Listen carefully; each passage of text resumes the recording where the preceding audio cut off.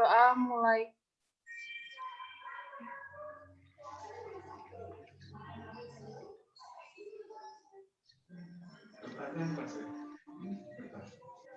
Berdoa selesai.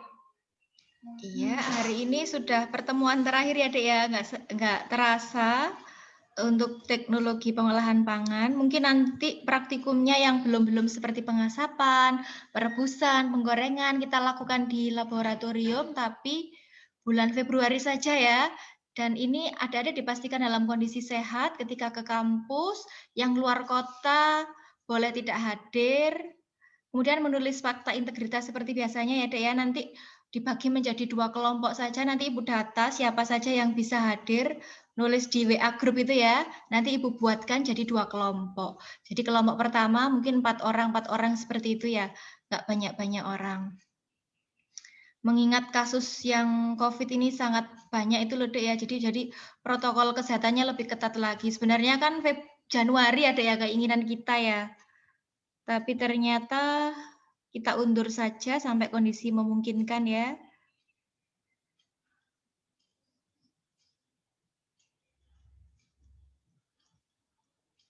Sudah bisa dilihat slideshow-nya?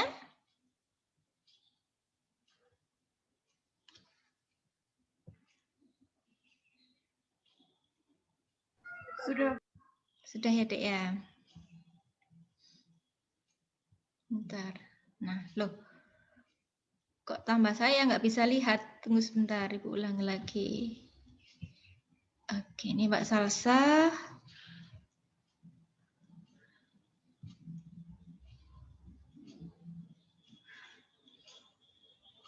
Di kampungnya aman, tidak ada kasus sama sekali? Di Mbak Diana?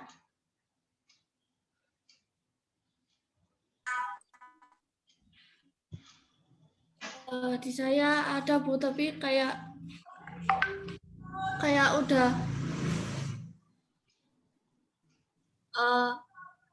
udah meninggal gitu loh Bu. Jadi udah di rumah sakit dan kan mematuhi protokol dengan kan biasanya kalau kita kan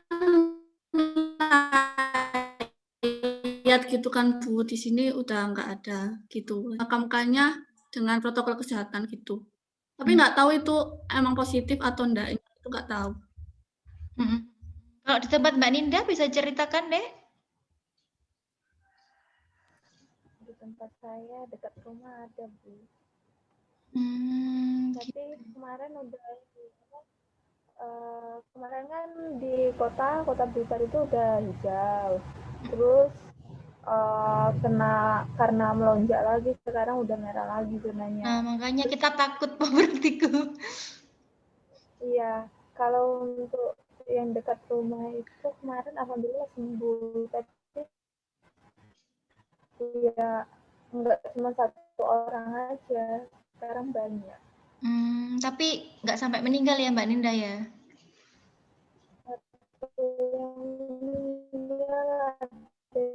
Alhamdulillah.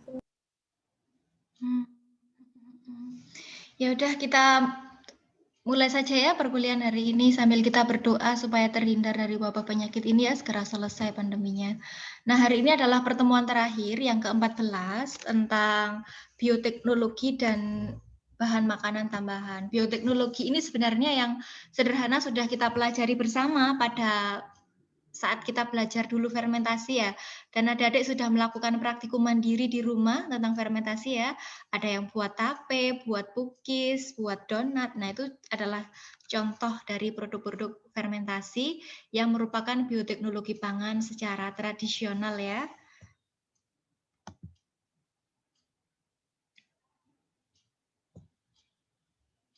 Nah hari ini adik-adik kita belajar bersama ya, tentang bioteknologi pangan dan BTM. Apa itu BTM? Bahan tambahan makanan. Jadi setelah belajar materi di hari ini, adik-adik diharapkan mampu memahami dan memiliki pengetahuan tentang apa itu bioteknologi pangan dan juga BTM yang digunakan dalam makanan. Nanti kalau adik-adik mau praktikum juga bisa di laboratorium, bahannya ada tersedia tentang bahan tambahan makanan. Jadi kita menguji produk pangan apakah itu berbahaya atau tidak, mengandung borak, mengandung formalin. Nanti adik-adik membawa produk bahan makanannya yang dicurigai kira-kira mengandung borak, mengandung formalin, nanti kita bisa uji di lab sini ya, ada reagen-reagennya. Nah, adapun materi yang kita pelajari hari ini cukup banyak ya, Dek ya. Yang pertama ada pengertian dari bioteknologi pangan. Yang kedua, sejarah atau asal mula dari bioteknologi pangan. Yang ketiga apa, Mbak Salsa? Fungsi dan manfaat bioteknologi pangan. Yang keempat, siapa ya? Mbak Damai, yang keempat apa yang kita pelajari hari ini? Kekurangan dan kelebihan bioteknologi pangan. Mbak Ana? Kelima?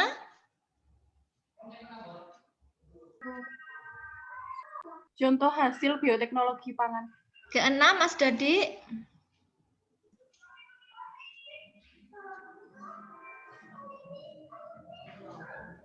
Pengertian bahan tambahan makanan.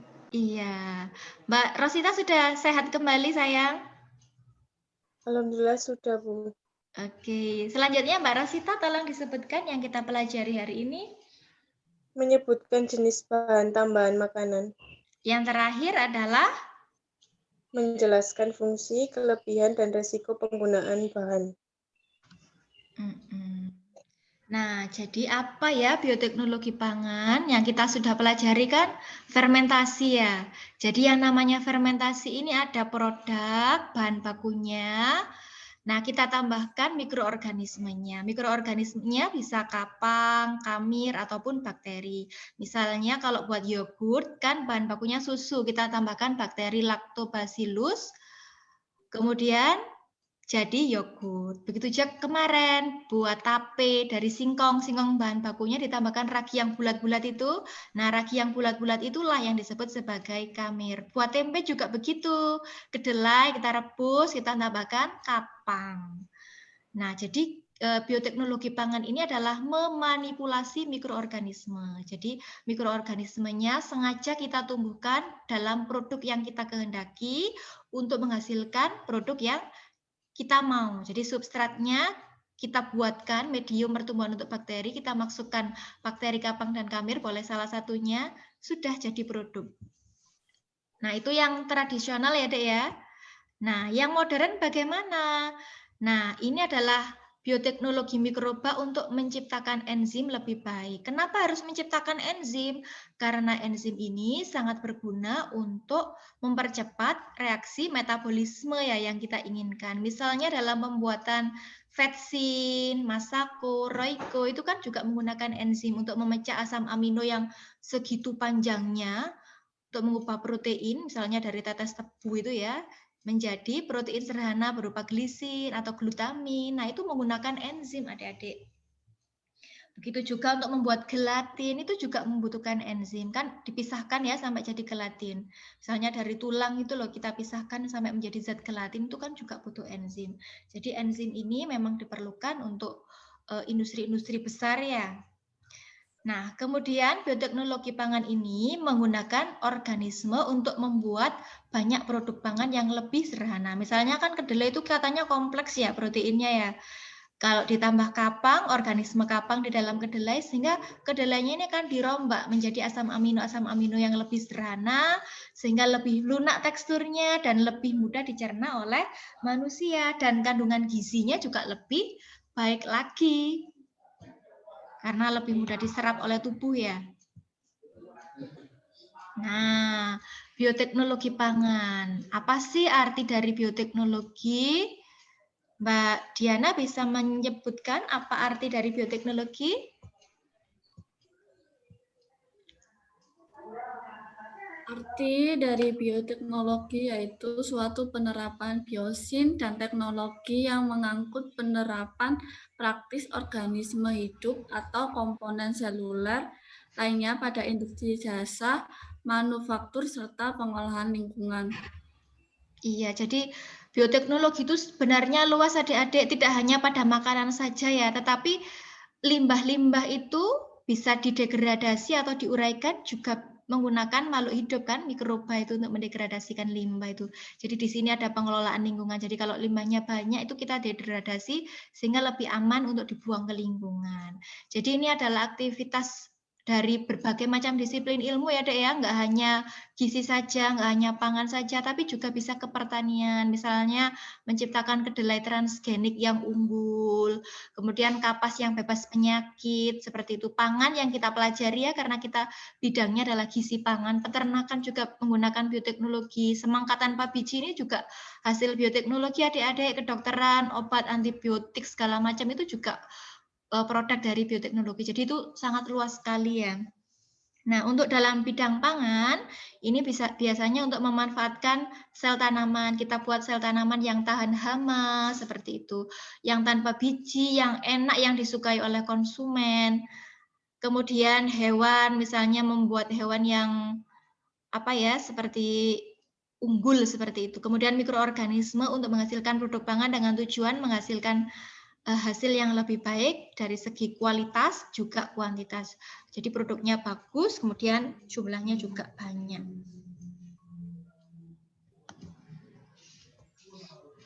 Nah, ini sejarahnya ya, perkembangan bioteknologi pangan. Jadi yang kita pelajari kemarin dalam fermentasi itu adalah bioteknologi masa lalu. Itu sudah ada dari 2000 sampai 3000 tahun yang lalu sebelum Masehi. Misalnya kan fermentasi pangan, adik-adik buat donat, buat roti, buat keju secara tradisional, buat tape, buat tempe, itu adalah bioteknologi yang sangat-sangat sederhana ya. Kemudian ini adalah mengembangkan proses fermentasi dengan bahan lain, misalnya daging, ikan, sayuran, kimchi itu kan juga produk fermentasi juga ya, yang orang Korea suka itu. Kalau kita asinan itu mungkin ya. Nah, kemudian bioteknologi ini berkembang tahun 1857 sampai 1940. Ini mulai dipelajari arti fermentasi, proses bioteknologi pada kondisi yang steril. Jadi kalau yang bioteknologi fermentasi itu kan kondisinya tidak steril ya. Suhunya juga tidak diatur, suhu ruang seperti itu saja ya. Nah, kalau ini kondisinya lebih steril, suhunya diatur, kelembapannya diatur, kemudian dipelajari dan ditemukan beberapa jenis mikroorganisme yang berperan dalam proses fermentasi. Kalau zaman dahulu kita ambil untuk membuat keju itu kita masukkan ke lambung sapi, karena lambung sapi itu banyak enzim renin seperti itu. Jadi kalau sekarang sudah nggak pakai lambung sapi lagi, tapi lebih spesifik pakai mikroorganisme apa. Nata de coco kita bisa beli saja bakteri untuk membuat nata de coco itu ya, Acetobacter psyllium. Seperti membuat yogurt, kita beli saja bakteri Lactobacillus, seperti itu. Bisa, jadi jenisnya itu lebih spesifik bakterinya apa. Kalau zaman dahulu itu nggak tahu bakterinya apa, pokoknya ditambahkan itu seperti bahan baku, seperti itu. Starternya itu dari produk yang sudah jadi, biasanya begitu.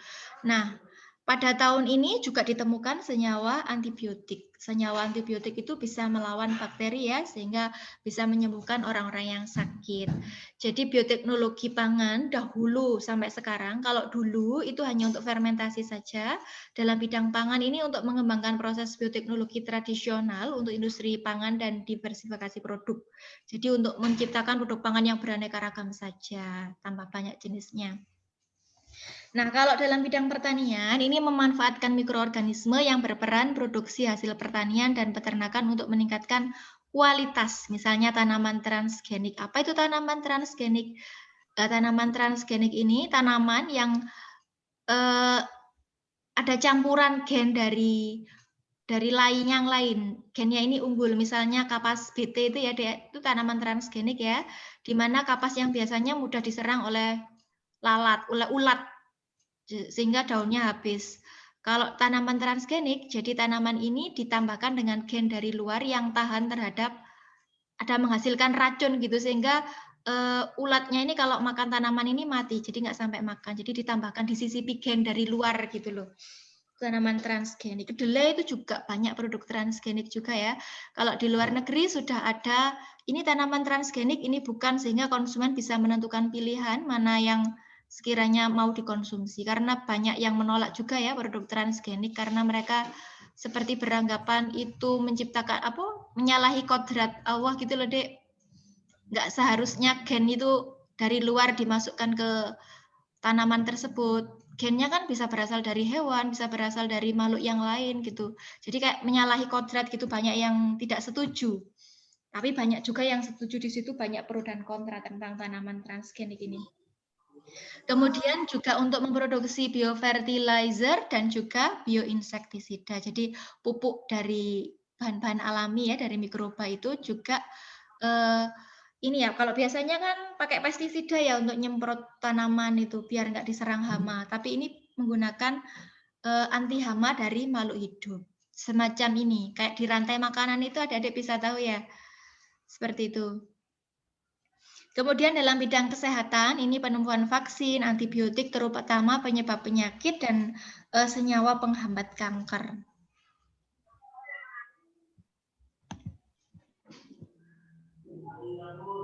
Nah, ini bioteknologi sekarang dan yang akan datang. Ini adalah suatu prediksi ya. Jadi proses modifikasi genetika, modern biologi molekuler. Jadi seperti menggabung-gabungkan gen itulah seperti tanaman transgenik GMO, genetical modified organism. Jadi organisme ini tanaman gitu ya, diberikan gen yang macam-macam, diambil dari hewan atau dari yang lain, misalnya yang tahan apa, sehingga menjadi bibit yang benar-benar unggul. Ini adalah strain baru, merupakan penerapan teknologi biologik untuk produksi jenis strain baru yang dikenal dengan GMO. Jadi ini adalah salah satu dari transgenik tadi ya, genetically modified organism.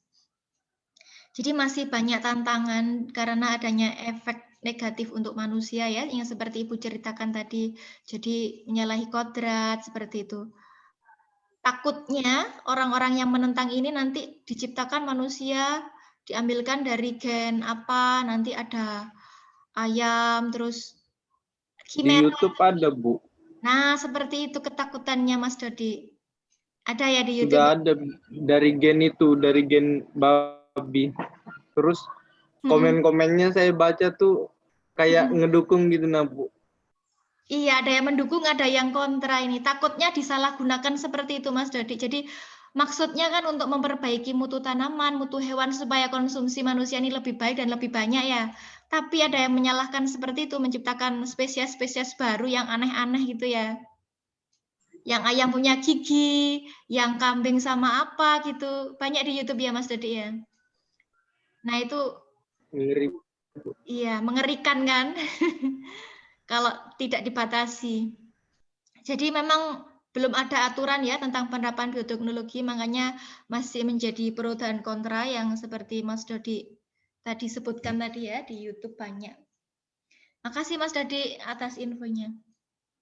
Jadi adik-adik, perkembangan bioteknologi pangan ini sudah terjadi secara drastis ya, perubahan yang menjadi lebih baik lagi dan lebih maju lagi.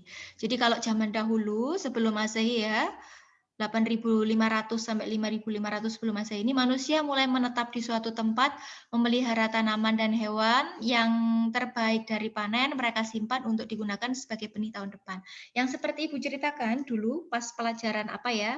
Bu lupa. Jadi manusia zaman dahulu itu manusia purba hidupnya itu nomaden atau berpindah-pindah. Jadi kalau ada yang tanahnya subur, mereka menetap di situ, mencari makan di situ. Kemudian ketika makanannya habis, pindah ke tempat yang baru. Seperti itu ya. Nah, kalau yang ini sudah mulai menetap ya, kemudian memelihara hewan, kemudian disimpan, sudah ada lumbung-lumbung padi itu ya, kemudian digunakan untuk bibit tahun depan. Nah, selanjutnya tahun 1800 sebelum Masehi ini ya, bangsa Babilonia ini adalah bangsa yang peradabannya paling maju pada saat itu ya.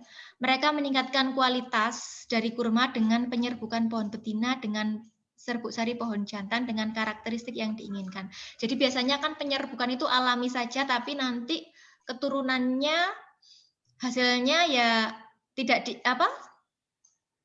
kualitasnya acak gitu ya. Tapi kalau misalnya diserbukkan, ini pohonnya kualitasnya baik, induknya yang jantan dan yang betina kita serbukkan. Nah, keturunannya juga akan hasilnya lebih baik lagi, sesuai dengan keinginan manusia. Nah, tahun 1863 dari mengamati tanaman kacang polong di taman, ini ahli genetika ya. Ilmuwan terkenal Mendel menyimpulkan bahwa partikel tak terlihat tertentu yang kemudian disebut sebagai gen ya, yang memberikan sifat-sifat dari orang tua ke keturunannya dengan cara yang dapat diperkirakan. Nah, ini kemudian hukum keturunan dapat dipahami. Yang Mendel ini pastor ya sebenarnya, dia hidup biarawan gitu, hidup di gereja, kemudian dia menyilang-nyilangkan tanaman itu ya, Mirabilis jalapa itu sampai dia menemukan hukum Mendel itu ya, yang perbandingannya kita pelajari dulu pas SMA itu ya, 2:1:1, seperti itu ya, 16 banding berapa itu ya. Nah, itu ada hukum Mendel, dia membuktikan bahwa ternyata ada sifat yang menurun, yang diturunkan dari induk ke keturunannya, ada yang kombinasi sifat kedua orang tuanya gitu, sangat menarik kalau kita pelajari itu dulu ya. Nah, itu yang disebut sebagai gen. Selanjutnya tahun 1875 gandum hibrida tinggi dihasilkan yang lebih kuat diciptakan. Jadi gandum hibrida itu sudah diciptakan. Nah, kemudian tahun 1953 Watson and Crick sudah menjelaskan struktur DNA ya. Bagaimana struktur DNA adik-adik menurut Watson and Crick?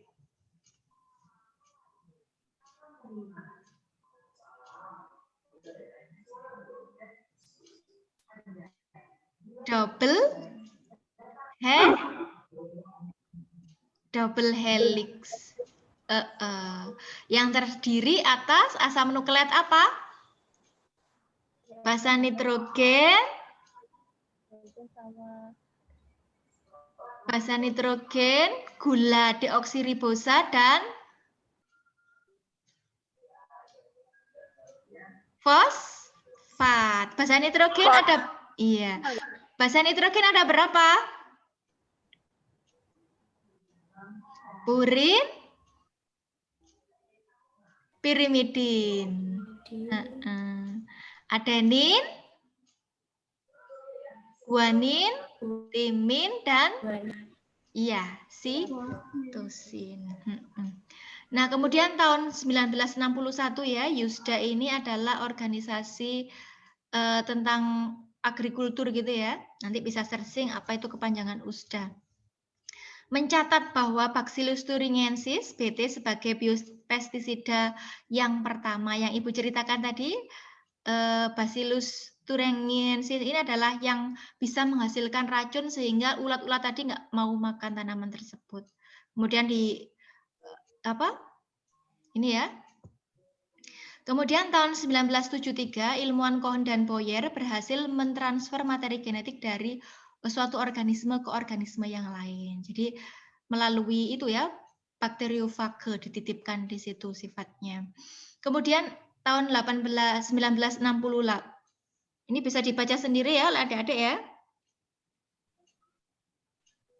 Nah, sudah menemukan ini sampai ada rekayasa genetika. Ini tahun 1996 sudah bisa dikloning seekor domba Dolly dari induknya. Jadi nggak ada bapak ya Dolly itu. Nah, ini FDA, Food Drug Agriculture mengeluarkan penilaian resiko pada cloning hewan, bahwa makanan dari cloning itu aman dimakan seperti makanan yang lainnya. Sudah ada teknologi gula bit pada tahun 2008. Ini penelitian-penelitian ya.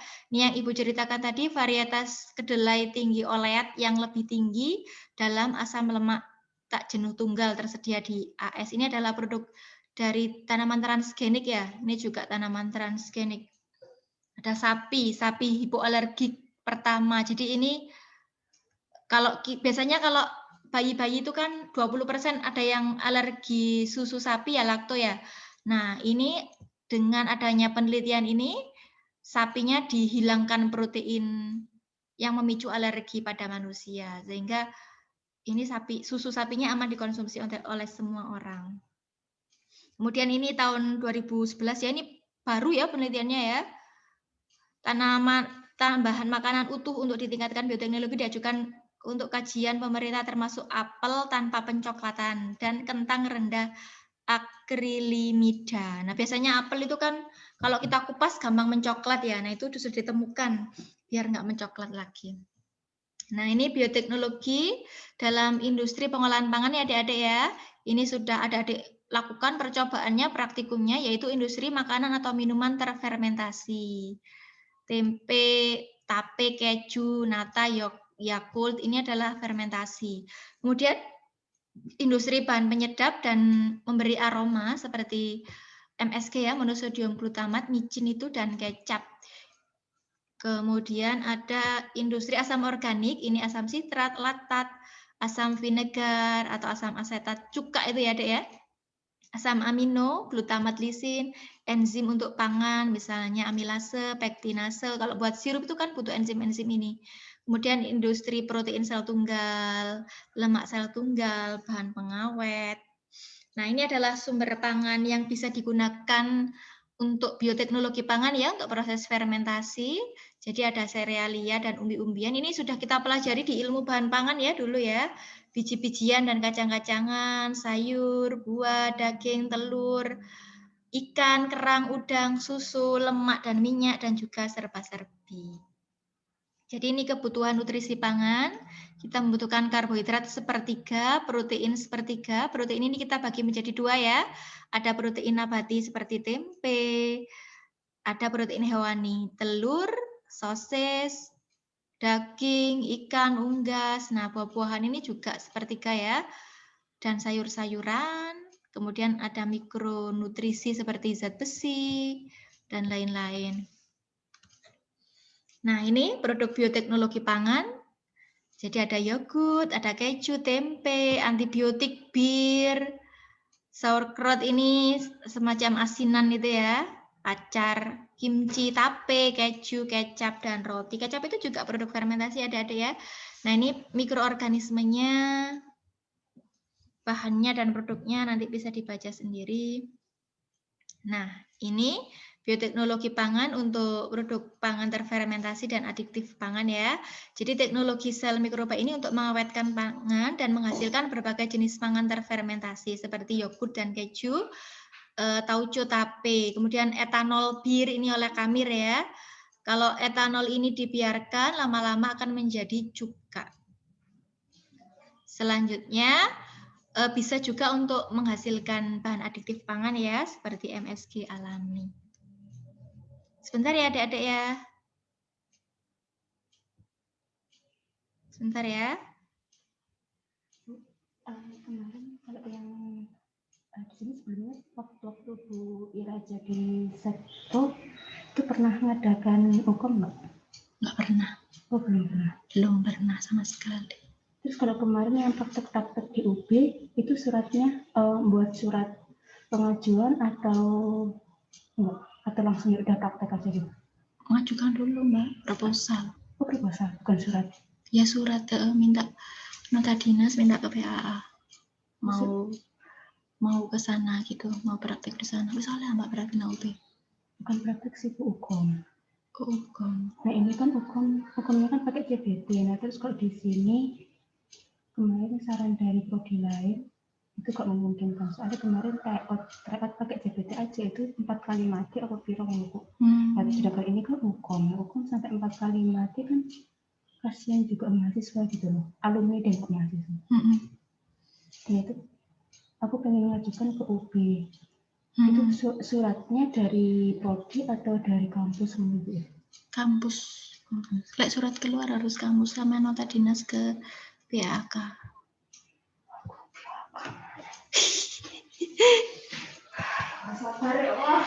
Ibu lanjutkan ya adik-adik. Maaf ya. Nah, sekarang kita belajar tentang tadi fermentasi ya, menggunakan produk pangannya secara langsung. Nah, sekarang yang menggunakan enzim. Enzim ini adalah katalisator hayati ya yang mempercepat suatu reaksi. Jadi aplikasi enzim ini diperlukan ya untuk persiapan bahan pangan maupun pengolahan bahan pangan. Misalnya kalau industri sirup seperti Marjan, sirup ABC dan sirup-sirup yang lain itu kan menggunakan pati ya. Nah, kita tambahkan pati ini dengan enzim alfa dan beta amilase, kemudian amiloglukosidase dan pulenase, konversi glukosa ke fruktosa oleh glukosa isomerase sehingga menjadi fruktosa. Jadi kita beda ya buat sirup sendiri sama beli. Kalau buat sirup sendiri itu rasanya kurang enak, tapi kalau beli itu lebih aromanya lebih enak, rasanya lebih enak karena ini ditambahkan enzim-enzim itu tadi adik-adik. Jadi pati diubah menjadi fruktosa ini dan glukosa sehingga rasanya akan lebih enak. Selain itu juga bisa menggunakan pektinase ya untuk membantu mengekstraksi pati dari bahan asalnya. Misalnya rasa maltosa itu kan mengekstraksi pati. Kemudian ada enzim lipase ini untuk menghasilkan emulsifier yang sudah kita pelajari tadi ya untuk produk-produk seperti mayones, kecap, saus itu kan kental. Kenapa bisa kental bentuk koloid seperti itu? Karena ditambahkan emulsifier dan emulsifier ini adalah didapatkannya itu dengan menambahkan enzim pada bahan baku ya, surfaktan, mentega, coklat tiruan. Ini menggunakan enzim ya, bioteknologi dengan menggunakan enzim. Nah, ini bioteknologi pangan yang paling maju ya. Kalau tadi fermentasi, langsung menggunakan mikrobanya. Yang kedua pakai enzim. Yang ketiga kultur jaringan atau kultur sel. Ini untuk dan tanaman transgenik. Jadi kultur sel ini, satu sel itu ya Dek ya, bisa menjadi tumbuhan baru, bisa menjadi hewan baru. Kultur jaringan, satu jaringan misalnya dari jaringan apa, biji gitu ya. Kita biji, kemudian biji itu kan jaringan ya, bisa menjadi tumbuhan baru. Nggak hanya satu, tapi bisa ratusan. Jadi satu biji itu bisa 100 tanaman. Nah, seperti itu ada ya. Kalau tanaman transgenik yang tadi gennya dari yang lain itu tadi ya, campuran tadi, yang jadi sifat unggul. Jadi ini pemberdayaan sel atau jaringan tanaman ini bertujuan untuk memproduksi zat kimia atau aditif pangan ya. Kemudian menumbuhkan tanaman dengan produk bahan pangan yang bersifat tinggi, menumbuhkan tanaman dengan produktivitas bahan pangan yang tinggi. Jadi adik-adik kalau kita tunggu tanaman itu kan waktunya lama ya, bertahun-tahun ya. Sawi aja 3 bulan seperti itu. Tapi dengan kultur sel harian saja sudah bisa menghasilkan banyak tanaman baru. Nah, tanaman baru ini kita manfaatkan produksi zat kimianya, mungkin untuk pewarna alami seperti itu kan. Nah, jadi produk adiktif dari tanaman, sel tanaman dari kultur jaringan atau kultur sel tadi ya, yang ditumbuhkan di ada medium agar namanya untuk menumbuhkan tanaman itu secara cepat adik-adik. Nah, ini panen produksinya untuk zat warna pangan, misalnya antosianin, itu kan warna ungu-ungu gitu ya, betasianin, safron, kemudian aroma stroberi. Kalau kita tunggu stroberi sampai berbuah kan lama tahunan, tapi kalau dengan kultur sel ini kita bisa dapatkan secara cepat anggur, vanila, asparagus, minyak atsiri, misalnya rasa mint, rasa ros, mawar, lemon, bawang, pemanis, stevia, daun stevia itu ya, dari tanaman daun stevia itu bisa gunakan sebagai pemanis yang rendah kalori ya. Kalau gula kan memang manis tapi kalorinya tinggi ya. Untuk penderita diabetes itu tidak dianjurkan. Bisa diganti pemanis dari ini, daun stevia. Nah, jadi manfaat bioteknologi dalam bidang pangan apa saja Mbak Ana? Yang pertama untuk menghasilkan produk makanan yang bergizi tinggi seperti tempe, roti, dan nata de coco. Yang kedua menghasilkan produk makanan dan minuman hasil fermentasi alkohol, contohnya tapai, bir, dan wine. Yang ketiga menghasilkan produk makanan dan minuman hasil fermentasi asam, contohnya yogurt, keju, sauerkraut, dan pikel atau acar. Yang keempat menghasilkan produk bahan penyedap, contohnya tauco, kecap, terasi, dan cuka. Iya. Nah, ini adik ya, kita belajar dulu teknologi pengolahan pangan. Ada yang secara fisika, ada yang secara kimia. Yang secara fisika ini kita bisa menggunakan panas ya. Seperti apa contohnya yang menggunakan panas?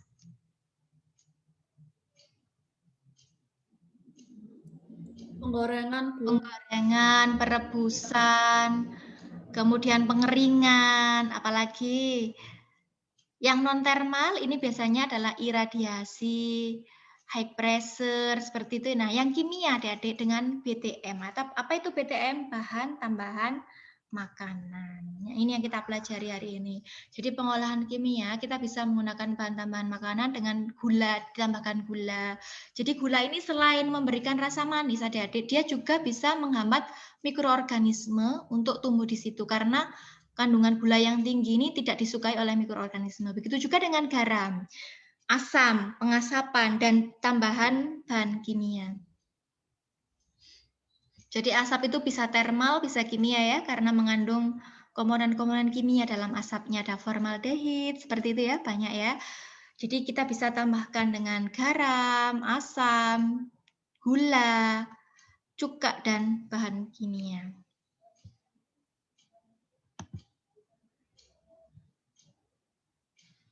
Nah, jadi kalau misalnya makanan ini kita berikan garam yang tinggi, maka tekanan osmotik di dalam bahan pangan itu akan menjadi rendah. Kalau garamnya tinggi, otomatis AW-nya atau airnya kan rendah ya.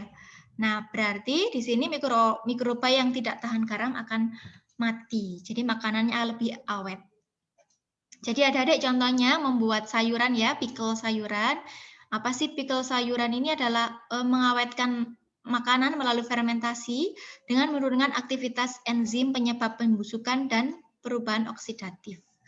Kecap asin ini juga mengandung enzim-enzim endrogen ya, dan halotoleran, yaitu yang tidak toleran terhadap garam yang tinggi. Halo itu garam ya, yang akan memecah protein pada ikan, kemudian menghasilkan cairan dengan kadar asam amino yang tinggi, cita rasanya lebih menarik. Ini menggunakan enzim tripsin dan katenosin beta. Nah,